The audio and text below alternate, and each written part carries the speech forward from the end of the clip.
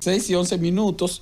Quiero aprovechar, porque mira, la Dirección de Información y Prensa, de Información y Defensa de los Afiliados, ha estado publicando en espacio pagado en los medios de comunicación, en los periódicos, información útil sobre los derechos y deberes de los trabajadores con relación al sistema de seguridad social, específicamente a lo que tiene que ver con las pensiones.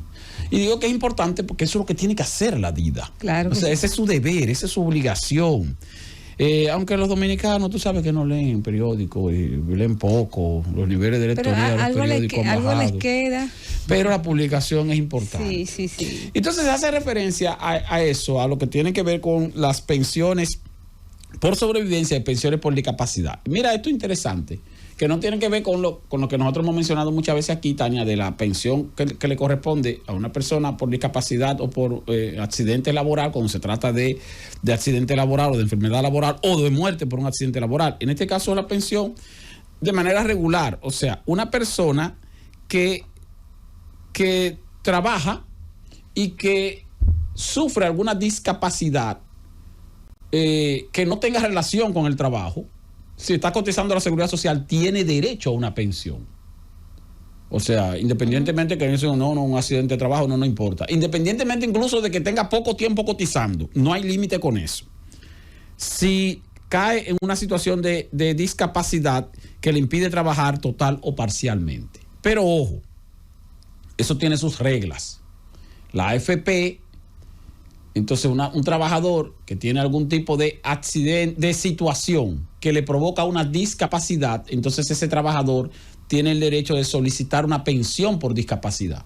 Si es una discapacidad total, cuando decimos total es que le impide trabajar por completo, entonces ese trabajador puede conseguir o recibir una pensión equivalente al 60% de su salario. Si es una discapacidad parcial, entonces ese trabajador tiene el derecho a recibir una pensión por el orden del 30% de su salario. Nunca más de un 60%, pero nunca menos de un 30% en el caso de que sea una discapacidad parcial. Cuando decimos parcial es que posiblemente esa persona puede trabajar como quiera, pero con limitaciones, y entonces le puede corresponder una pensión equivalente al 30%. Pero eso tiene sus reglas. Y entre las reglas que tiene está el hecho de que habría que determinar, y eso es complicado, que esa discapacidad no es o no se produjo previo al ingreso del trabajador a su trabajo. O sea, entonces de repente dice, bueno, mira, yo tengo una discapacidad, sí, pero usted tiene una discapacidad que, o usted le ocurrió esa discapacidad, ¿de cuándo usted tiene esa discapacidad? No, yo tengo esa discapacidad de hace 3 años y usted tiene 1 año trabajando. O sea, entonces esa discapacidad no tiene que ver con su labor, no vamos a decir con su labor, sino que no está dentro o no ocurrió dentro del periodo en que usted estaba cotizando a la seguridad social. O sea, que básicamente lo que dice es que para darlo de manera, el contrato no cubre pérdidas causadas por participación en crímenes o delitos. Eso es cuando se trata, por ejemplo, de una situación de que el individuo quedó discapacitado, pero fue por un asunto de una actividad criminal o de una actividad delictiva. Tuvo un pleito con alguien, entonces, bueno, en ese pleito, le dieron un tiro en una pierna, quedó discapacitado, entonces, bueno, mira, hay que dar una pensión. No hay que dar una pensión porque usted lo que estaba era un asunto de una riña que no tiene que ver con... Entonces, crímenes o delitos, o muerte o discapacidad producto de lesiones corporales o enfermedades catastróficas preexistentes. O sea, que de repente una persona que antes de comenzar a trabajar le dio tenía una situación de algún tipo de enfermedad, qué sé yo, o algún tipo de afección y murió de eso, o sufrió una discapacidad por eso, entonces no le cubre, no le sale la pensión. ¿Pero por qué? Porque la AFP lo que hace no es que le da una pensión a ese trabajador por discapacidad, sino que lo que manda la ley o la disposición vigente es que la AFP contrata a una compañía de seguro. Y esa compañía de seguro es la que le corresponde darle la pensión al trabajador. No la AFP en sí misma. ¿Tú te acuerdas que nosotros hemos mencionado aquí varias veces que cuando una persona llega al final de su vida laboral y ya se va a retirar, cuando va a la AFP, le dice a la AFP, mira, yo quiero pensionarme, ya yo quiero mi pensión, yo tengo edad para pensión, ya yo coticé, y la AFP le da la opción. ¿Qué tú quieres? Que te demos una pensión con base a lo que tú tienes acumulado por un tiempo de tanto tiempo, o tú quieres hacer una póliza de seguro y con esa póliza de seguro tú vas a tener una pensión vitalicia equivalente a un porcentaje específico. ¿Sí? Okay. Ahí es opcional.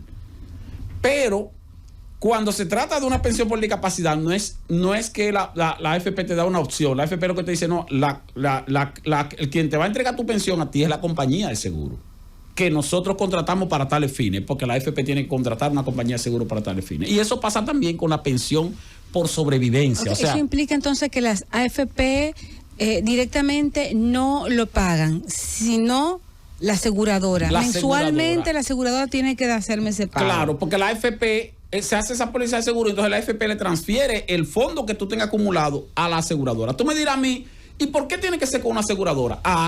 Porque puede darse el caso de que esa persona que quedó discapacitada nada más tuviera un mes cotizando, un solo mes o 2 meses. Exacto. Y si nada más tenía un solo mes cotizando, 2 meses cotizando, entonces, bueno, la AFP entonces terminaría perdiendo, pero bueno, pero entonces vamos a pensionar a alguien que ni siquiera había cotizado, no que había cotizado 1 año, 2 años, 3 años, no había cotizado nada prácticamente. Okay. ¿Hay diferencia en ese momento si es un accidente laboral o si es un accidente, qué sé yo, como tú bien decías? No, si es un accidente laboral, la pensión le va a salir a través del IDOPRIL. Okay. Entonces, como la pensión le va a salir a través del IDOPRIL, en ese caso la AFP lo que hace es que le devuelve su dinero a la familia. Bien, por ejemplo, es un señor cobrador, está en su motor, tiene que ir a hacer unos depósitos de la empresa al banco. Tiene un accidente y hay que amputar una pierna. Sí, ¿verdad? pero eso sí sería laboral. Eso sí es laboral. ¿A qué me refiero? Por eso te pongo el ejemplo. Es laboral, el señor es amputado, ya no puede seguir trabajando como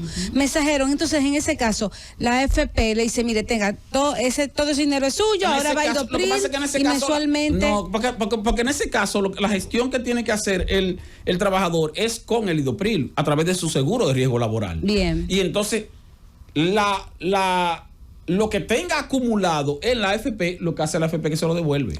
Ahí sí tiene que devolvérselo. Claro, en proporciones, o si es un familiar, porque si se trata de una pensión por sobrevivencia, que la persona murió, entonces a la familia, como está establecido, el cónyuge y los hijos menores de 18 años, de 21 años, si no se han casado y son estudiantes. Sí, aparte, cuando tú termines este tema, me gustaría conversar contigo un tema que a mí me inquieta sobre los seguros.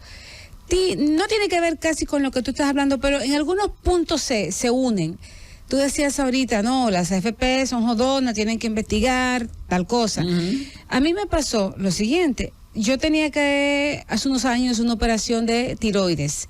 En ese momento, yo era gerente de una institución y hacía un tiempo prudente, creo que 5 o 6 meses me habían cambiado el seguro de básico a ejecutivo.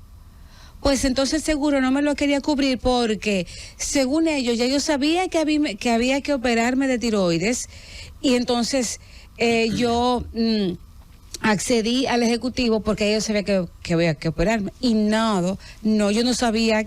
Primero ni porque esto fue de emergencia lo de mi tiroides y fue algo de la empresa donde yo trabajaba. Sin embargo, la compañía... Pero dudaron de una vez. Claro.